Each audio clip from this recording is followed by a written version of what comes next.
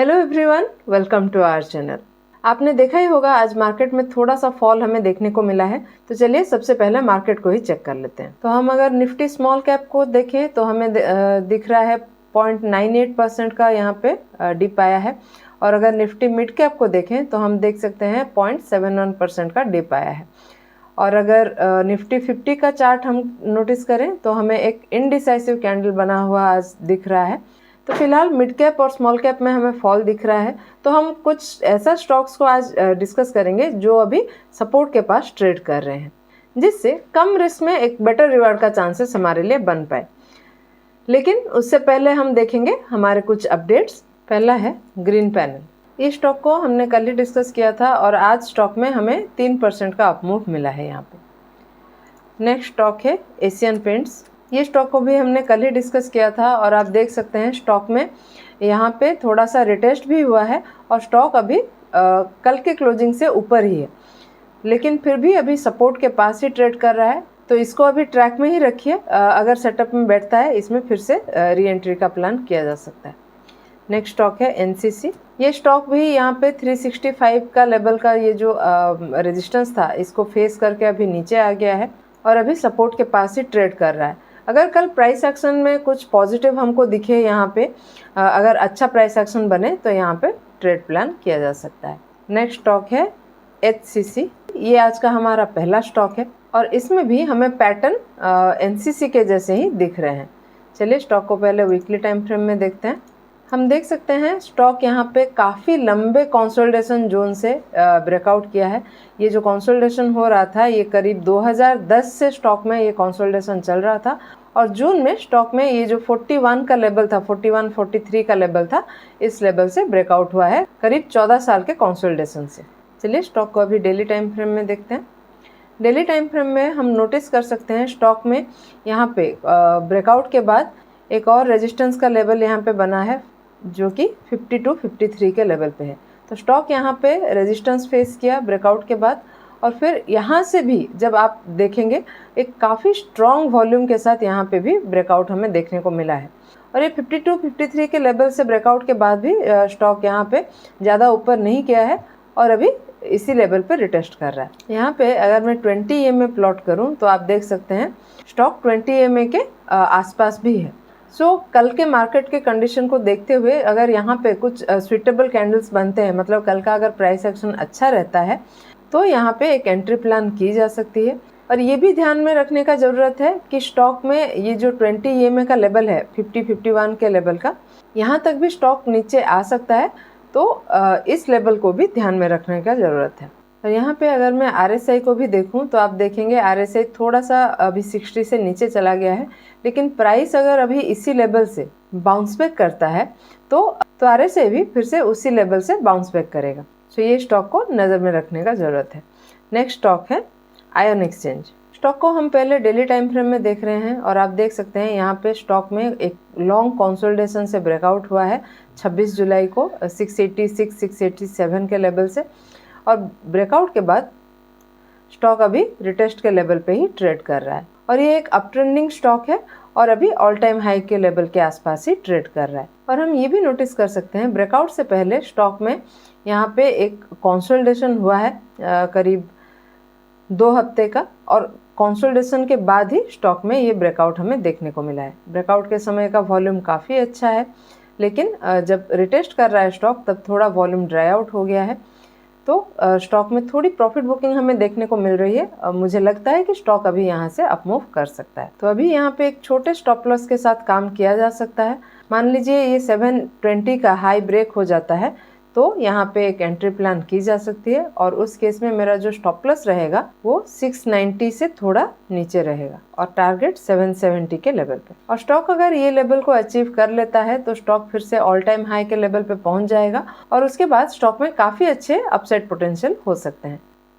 Next stock है Tata consumer product. ये stock को हमने डिस्कस किया था 4 जून को जब स्टॉक यहाँ पे बेस पे ही था और स्टॉक में हमारा पहला टारगेट 1183 का और दूसरा टारगेट 1250 का दोनों यहाँ पे अचीव हो गए हैं। और उसके बाद स्टॉक अभी यहाँ पे फिर से रिटेस्ट कर रहा है और उसके बाद स्टॉक यहाँ पे 1250 के लेवल से रेजिस्टेंस फेस करके अभी 1183 के आसपास रिटेस्ट कर रहा है।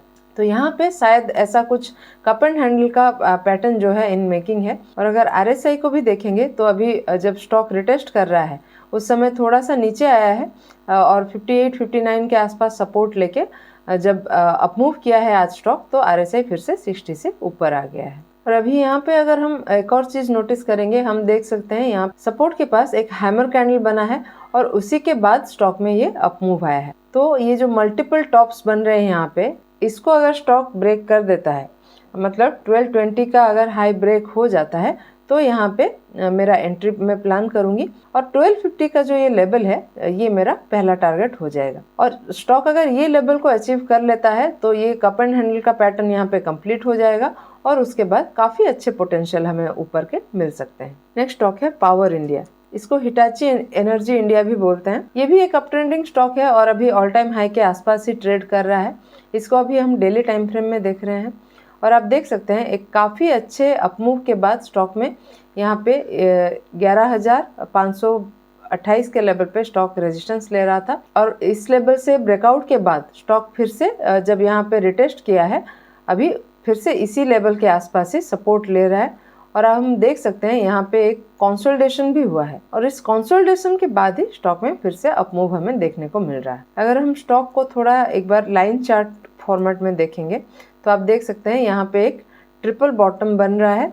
तो ये जो बॉटम्स बन रहे हैं ये अभी ऊपर की तरफ शिफ्ट हो रहे हैं। RSI भी 40 से सपोर्ट लेके अपवर्ड मूव कर रहा है। तो इसमें कैसे एंट्री प्लान करना है, तो ये कैंडल का हाई ब्रेक होने पे यहाँ पे मैं अपना एंट्री प्लान करूँगी 12,546 के लेवल पे और मेरा जो टारगेट रहेगा वो ये स्विंग का हाई रहेगा, मतलब ये जो 14,390 का लेवल है ये मेरा टारगेट हो जाएगा, क्योंकि यहाँ पे ऐसा कुछ मेजर रेजिस्टेंस हमें नहीं दिख रहा है, तो टारगेट इसी लेवल पे रहेगा। यहाँ पे स्टॉप लॉस 2-3 टाइप के हो सकते हैं।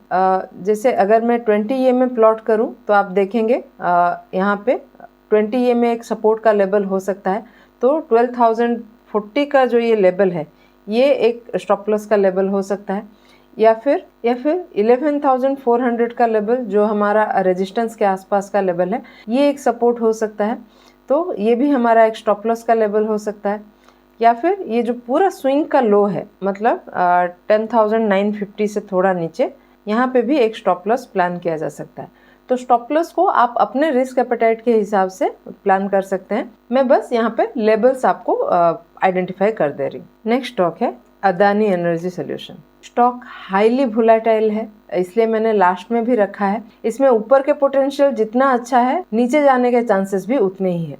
तो ये स्टॉक में अगर आप अपना एंट्री प्लान कर रहे हैं उतना ही क्वांटिटी में प्लान कीजिए जितना में, मान लीजिए अगर कुछ भी न्यूज़ आता है ये स्टॉक में, तो 20% का सर्किट लग जाएगा, इसलिए उतना ही अमाउंट का आप इसमें ट्रेड प्लान कीजिए जितने में ऐसा 10-20% का सर्किट अगर भी लग जाता है तो आपको ज़्यादा परेशानी नहीं होगी और आप ये स्टॉक को थोड़ा दिन होल्ड भी कर सकते हैं। चलिए स्टॉक को भी डिस्कस कर लेते हैं। पहले हम डेली टाइम फ्रेम में देख रहे हैं और आप देख सकते हैं स्टॉक यहाँ पे करीब दिसंबर 2023 से यहाँ पे कंसोलिडेशन में था और आज स्टॉक में 1247 के लेवल से यहाँ पे हमें ब्रेकआउट देखने को मिला है। और आप नोटिस करेंगे काफ़ी बार स्टॉक ने जब भी इस लेवल को टच किया है यहाँ पे हमें प्रॉफिट बुकिंग देखने को मिला है।